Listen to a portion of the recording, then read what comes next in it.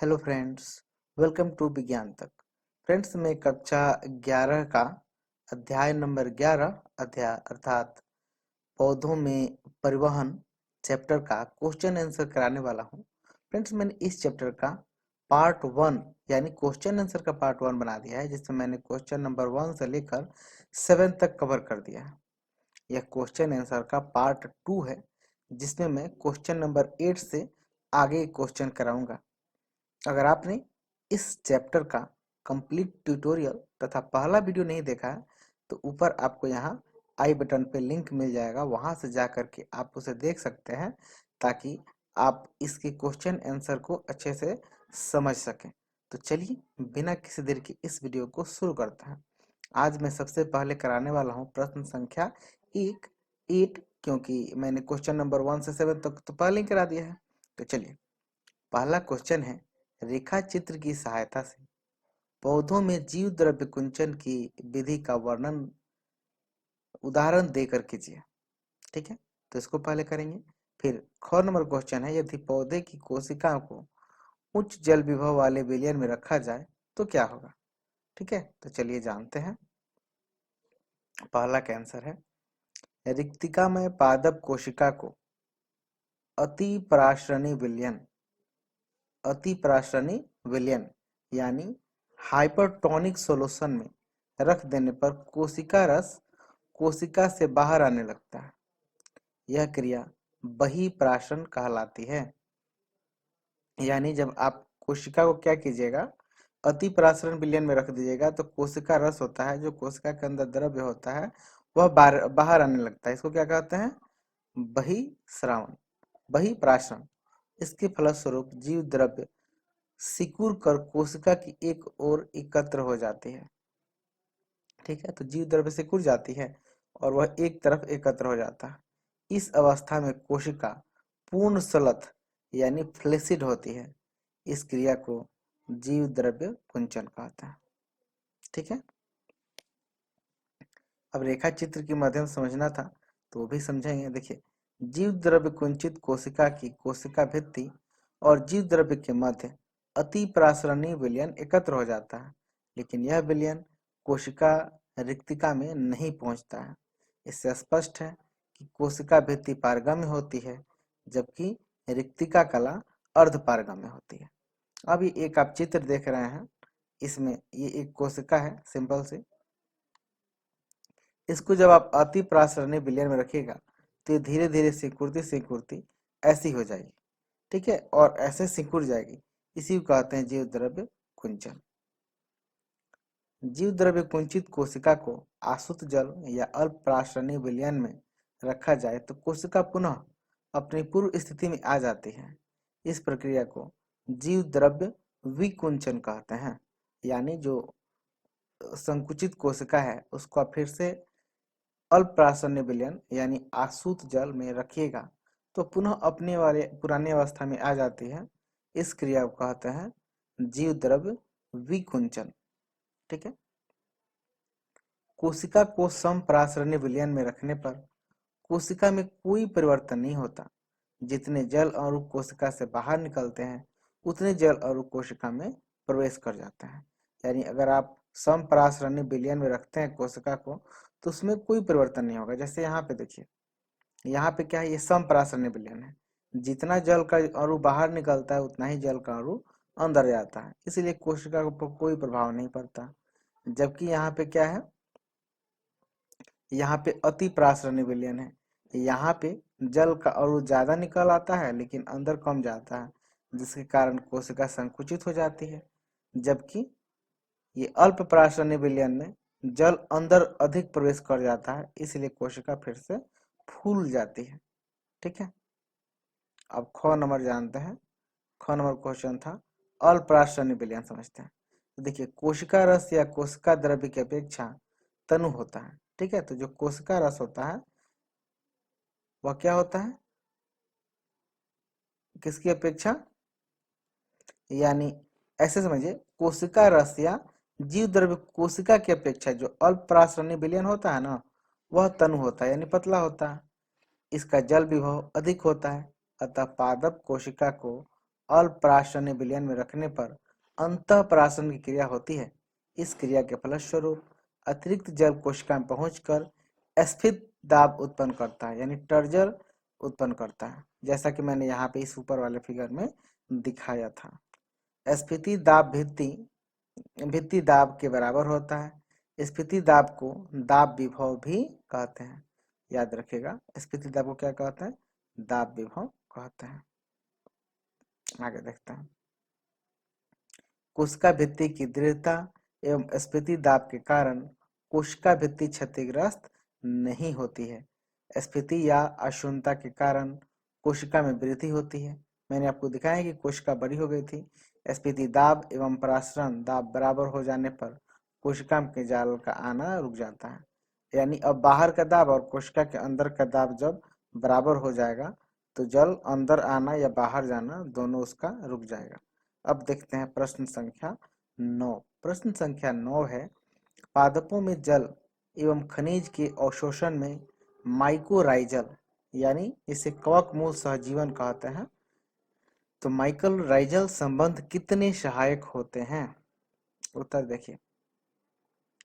तो अनेक उच्च पादपों की जड़ें कवक मूल द्वारा संक्रमित हो जाती है, जैसे चीड़, देवदार, ओक इत्यादि।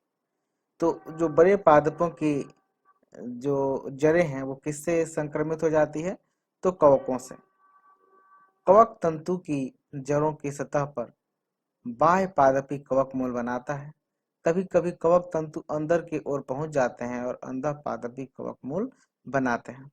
तो देखिए, कवक में क्या होता है? तंतु होता है, और कवक तंतु अगर जड़ के बाहर है तो बाह्य पादपी कवक मूल बनाएंगे, और अगर अंदर है तो अंतः पादपी कवक मूल बनाएंगे। कवक मूल संगठन में कवक तंतु अपना भोजन पोषक की जड़ों से प्राप्त करते हैं तथा वातावरण की नमी एवं भूमि की ऊपरी सतह से लवणों का अवशोषण करके पोषक पौधों को प्रदान करने का कार्य करते हैं। तो ये सब क्या है? ये फायदा है। क्या फायदा है? कि कवक जो अपना भोजन है वो पेड़ पौधों से प्राप्त कर लेते हैं, जबकि मिट्टी से जल और लवणों का अवशोषण करके वो पेड़ पौधों को देते हैं। इसलिए यह संबंध यानी कवक जाल, जिसे कहते हैं कवक जाल या कवक मूल सहजीवन, क्या है? एक दूसरे के लिए फायदेमंद है। जैसे आवृतबीजी पौधे में नियोशिया है, मोनोट्रोपा भी कवक मूल सहजीवन प्रदर्शित करते हैं। ठीक है, बस इतना इसमें लिखिएगा तो काफी है। अब है प्रश्न संख्या 10। पादप में जल परिवहन हेतु मूल दाब की क्या भूमिका है? देखिए, मूल वॉलकुट की कोशिकाओं की स्थिति में अपने कोशिका द्रव्य पर पड़ने वाले दाब को मूल दाब कहता है। मूल दाब के फलस्वरूप जल जाइलम वाहिकाओं में प्रवेश करके तने में कुछ ऊंचाई तक चढ़ता है। मूल दाब का शब्द सर्वप्रथम स्टीवन हेल्स ने किया था। स्टॉकिंग के अनुसार जड़ के जाइलम में उत्पन्न दाब जो जड़ की उपापचयी क्रियाओं से उत्पन्न होता है मूल दाब कहलाता है। मूल दाब सामान्यतः +1 से +2 बार तक होता है। इससे जल कुछ ऊंचाई तक चढ़ सकता है। शुष्क मृदा में मूल दाब उत्पन्न नहीं होता। बहुत से पौधों जैसे आवृतबीजी में मूल दाब उत्पन्न नहीं होता। अतः आधुनिक मतानुसार रसारोहण में मूल दाब का कोई विशेष कार्य नहीं है। तो देखिए, जो आधुनिक मत है उसके अनुसार मूल दाब का कोई विशेष अर्थ नहीं है, कोई विशेष इसकी भूमिका नहीं है।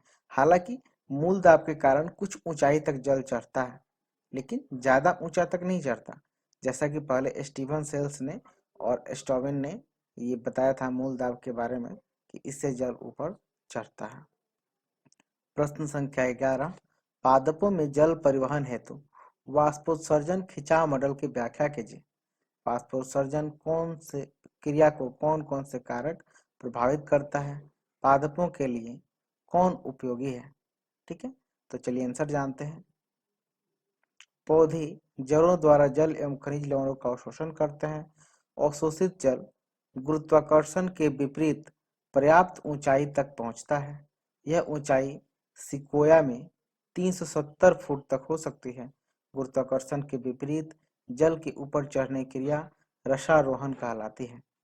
तो जैसा कि हम लोग ऊपर जा देखे थे कि मूल दाब के कारण जल ऊपर चढ़ता है, ऐसा नहीं है। जल कैसे चढ़ता है? तो रसारोहण द्वारा चढ़ता है। ठीक है, और कितनी ऊंचाई तक चढ़ जाता है? तो ये चढ़ जाता है 370 फीट ऊपर तक चढ़ जाता है। हालांकि कुछ पौधों में इतना ऊपर नहीं चढ़ता है, लेकिन सिकोया जो नाम का पौधा होता है, पेड़ होता है, उसमें 370 फीट ऊपर तक चढ़ जाता है। सर्वमान वाष्पोत्सर्जनाकर्षण जलीय संसंजनक मत के अनुसार रसारोहण निम्नलिखित कारणों से होता है। तो देखिए, ये जो वाष्पोत्सर्जनाकर्षण या इसी को कहते हैं वाष्पोर्जन खिंचाव मॉडल। ठीक है, तो इसको जानते हैं। पत्तियों की कोशिकाओं से जल के वाष्पन के फलस्वरूप कोशिकाओं की परासरण सांद्रता तथा विसरण द्राव न्यूनता अधिक हो जाती है। इसके फलस्वरूप जल जाइलम से परासरण द्वारा पर्ण कोशिकाओं में पहुंचता है। ठीक है, जल वाष्प रंध्रों से वातावरण में विसरित होता रहता है। इसके फलस्वरूप जाइलम में उपस्थित जल स्तंभ एक तनाव उत्पन्न हो जाता है। वाष्पोत्सर्जन के कारण उत्पन्न होने वाले इस तनाव को वाष्पोत्सर्जनाकर्षण कहते हैं। ठीक है, जल अणुओं का संसंजन बल। जल अणुओं के मध्य संसंजन बल होता है। इसी संसंजन बल के कारण जल स्तंभ 400 वायुमंडलीय दाब पर भी खंडित नहीं होता, इसकी निरंतरता बनी रहती है। संसंजन बल के कारण जल 1500 मीटर ऊंचाई तक चढ़ सकता है। जल तथा जाइलम भित्ति के मध्य आसंजन।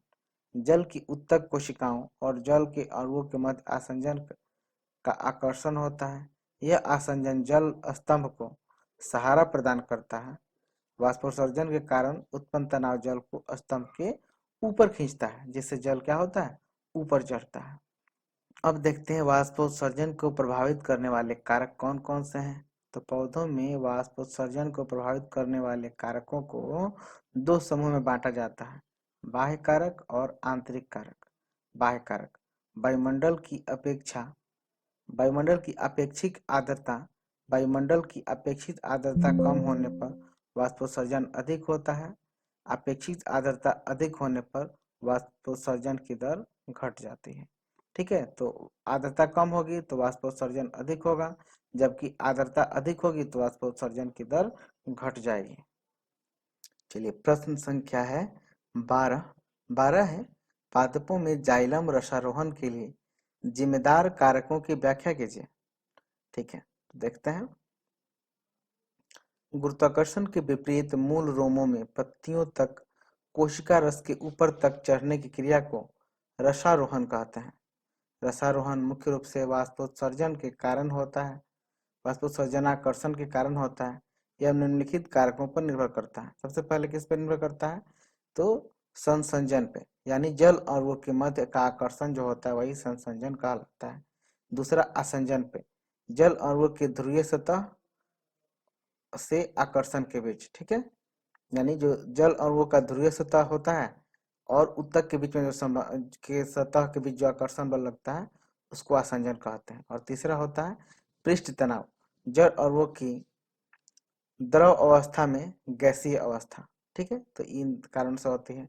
जल की उपयुक्त विशेषताएं जल को उच्च तान्य सामर्थ्य प्रदान करती है। वाहिकाएं एवं वाहिनियां कोशिका के समान लघु व्यास वाली कोशिकाएं होती है, जिससे यह क्या होता है? जल ऊपर की ओर चढ़ जाता है। प्रश्न संख्या 13, पादपों में खनिज अवशोषण के दौरान अंतः त्वचा की आवश्यक भूमिका क्या होती है? उत्तर देखिए, जड़ों में अंतः त्वचा कोशिकाओं की कोशिका कला पर अनेक वाहक प्रोटीन पाई जाती है। ये प्रोटीन जड़ों द्वारा अवशोषित किए जाने वाले घुलितों की मात्रा और प्रकार को नियंत्रित करने वाले बिंदुओं की भांति कार्य करती है।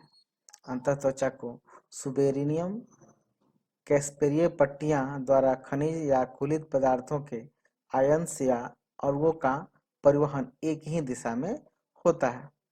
ठीक है, अंतः अतः अंतःत्वचा अतः अंतःत्वचा खनिजों की मात्रा और प्रकार को जाइलम तक पहुंचने को नियंत्रित करती है। ठीक है, तो क्या समझे, अंतःत्वचा में क्या होते हैं, वाहक प्रोटीन होते हैं, और ये जो प्रोटीन होते हैं वही खनिजों की मात्रा और प्रकार को निर्धारित करती है। जल तथा खनिजों की गति मूल त्वचा से अंतःत्वचा तक सिम्प्लास्टिक होती है। ठीक है, अब देखते हैं प्रश्न संख्या 14। 14 नंबर प्रश्न है, जाइलम परिवहन एक दिशीय तथा फ्लोएम परिवहन द्विदिशीय होता है, व्याख्या कीजिए। तो देखिए, जाइलम परिवहन इसमें क्या होता है, तो पौधे अपने लिए आवश्यक जल एवं खनिज पोषक मृदा से प्राप्त करते हैं। ये सक्रिय तथा निष्क्रिय अवशोषण या सम्मिश्रण प्रक्रिया द्वारा अवशोषित होकर जाइलम तक पहुंचते हैं। जाइलम द्वारा जल एवं पोषक तत्वों का परिवहन एक दिशीय होता है। ये पौधों के वृद्धि क्षेत्र की ओर विसरण करता है, यानी जड़ से पत्तियों की ओर। ठीक है, ये एक दिशीय होता है, यानी जड़ से किस की ओर होता है, पत्तियों की ओर होता है। फ्लोएम परिवहन, फ्लोएम द्वारा सामान्यतः कार्बनिक पदार्थों का परिवहन होता है। कार्बनिक पदार्थों का संश्लेषण पत्तियों द्वारा होता है। पत्तियों में निर्मित भोज्य पदार्थों का पौधे के संचय अंगों यानी कुंड सिक तक परिवहन होता है, लेकिन यह स्रोत पत्तियों और कुंड अपनी भूमिकाएं मौसम और आवश्यकता अनुसार बदलते रहते हैं। जैसे जड़ों में संचित अघुलनशील भोज्य पदार्थ बसंत ऋतु के प्रारंभ में घुलनशील शर्करा में बदलकर वर्धि और पुष्प के कलिकाओं तक पहुंचते हैं। इससे स्पष्ट है कि संश्लेषण स्रोत और संचय स्थल का संबंध बदलता रहता है, अतः फ्लोएम में घुलनशील शर्करा का परिवहन द्विदिशीय होता है। ठीक है, तो जब प्रकाश संश्लेषण के लिए अनुकूल वातावरण रहता है तो पेड़ पौधे अपने पत्तियों द्वारा प्रकाश संश्लेषण क्रिया के द्वारा भोजन बना लेते हैं, और उस भोजन को कई पौधे अपनी जड़ों में स्टोर कर देते हैं, जैसे मूली और गाजर में होता है। फिर जब जरूरत पड़ता है तो ये अपने भोजन को अवशोषित करके पत्तियों तक भेजते हैं। इसलिए परिवहन क्या होता है, तो फ्लोएम में द्विदिशीय होता है, जबकि जाइलम में एक दिशीय होता है। प्रश्न संख्या 15, पादपों में शर्करा के हस्तांतरण के दाब प्रवाह परिकल्पना की व्याख्या कीजिए। देखिए, खाद्य पदार्थों के वितरण की सामान्य विधि क्रिया विधि दाब प्रवाह परिकल्पना है। पत्तियों में संश्लेषित ग्लूकोज सुक्रोज में बदलकर फ्लोएम की चालनी नलिकाओं और सहचर कोशिकाओं द्वारा पौधों के संचय अंगों में स्थानांतरित होता है। पत्तियों में निरंतर भोजन का निर्माण होता रहता है। फ्लोएम उत्तक की चलनी नलिकाओं में जीव द्रव्य के प्रवाहित होते रहने के कारण उसमें भूलित भोज्य पदार्थों के अणु भी प्रवाहित होता है। यह स्थानांतरण अधिक सांद्र वाले स्थान से कम सांद्र वाले स्थान की ओर होता है। पत्तियों की कोशिकाओं में निरंतर भोज्य पदार्थों का निर्माण होता रहता है, इसलिए पत्ती की कोशिका रस में परासरण दाब अधिक होता है। जड़ों तथा अन्य संचय भागों में भोज्य पदार्थों के अघुलनशील पदार्थों में बदल जाने या प्रयोग कर लिए जाने के कारण इन कोशिकाओं का परासरण दाब कम बना रहता है। भोज्य पदार्थों के, ठीक है, तो इसमें बस इतना ही रख लिखिएगा, यहाँ तक कम बना रहता है, यहाँ तक। ठीक है, अब देखते हैं प्रश्न का अगला कौन सा प्रश्न है। चलिए अब प्रश्न संख्या 16 को देखते हैं। वाष्पोत्सर्जन के दौरान रक्षक द्वारा कोशिका खुलने और बंद होने के क्या कारण है, यानी जो वाष्पोत्सर्जन के दौरान जो रंध्र होता है वह रक्षक कोशिकाओं द्वारा खुलता और बंद होता है, कैसे, वही देखना है। देखिए, पौधों के वायवीय भागों में होने वाली जल हानि को वाष्पोत्सर्जन कहते हैं। यह सामान्यतः रंध्र द्वारा होता है। उपचर्म तथा वात रंध्र इसमें सहायक होता है। रंध्र रक्षक द्वार कोशिकाओं से घिरा सूक्ष्म छिद्र होता है। रक्षक द्वारा कोशिकाएं सेम के बीज या वृक्क के आकार की होती हैं। ये चारों ओर से बाह्य त्वचीय कोशिकाओं अथवा सहायक कोशिकाओं से घिरी रहती है। रक्षक द्वार कोशिकाओं में केंद्रक और हरित लवक पाए जाते हैं। रक्षक द्वार कोशिकाओं की भीतरी सतह मोटी भित्ति वाली तथा बाह्य सतह पतली भित्ति वाली होती है। रंध्र का खुलना या बंद होना रक्षक द्वार कोशिकाओं की स्थिति पर ही निर्भर करता है। जब रक्षक कोशिकाएं स्फीत होती है तो रंध्र खुलता है, और जब ये सलत होती है तब रंध्र बंद हो जाता है। रंध्र के खुलने में रक्षक कोशिकाओं की भित्तियों में उपस्थित माइक्रोफाइब्रिल सहायता करते हैं और ये क्रम में व्यवस्थित रहते हैं। सामान्यतः रंध्र दिन के समय खुले रहते हैं और रंध्र में रात में बंद हो जाते हैं। ठीक है, तो इसके साथ ही इस चैप्टर का जो क्वेश्चन आंसर है वो कंप्लीट होता है। यह वीडियो अगर आपको अच्छा लगा है तो लाइक कीजिए, अपने फ्रेंड्स के साथ शेयर कीजिए। कोई शिकायत या सुझाव हो उसे भी कमेंट बॉक्स में लिख दीजिए। यह वीडियो देखने के लिए आपका बहुत बहुत धन्यवाद। बाय।